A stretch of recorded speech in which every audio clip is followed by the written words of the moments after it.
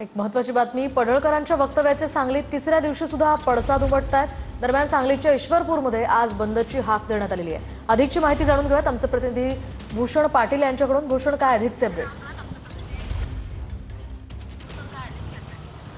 2 दिवसापूर्वी भाजपचे आमदार गोपीचंद पडळकर यांनी केलेल्या वादग्रस्त वक्तव्याचे पडसाद अजूनही सांगली जिल्ह्यामध्ये बघायला मिळत आहेत। आज ईश्वरपूर उरण बंदची हाक आहे ती देण्यात आलेली आहे आणि सकाळच्या टप्प्यामध्ये या बंदला उत्स्फूर्त असा प्रतिसाद आहे तो बघायला मिळतोय।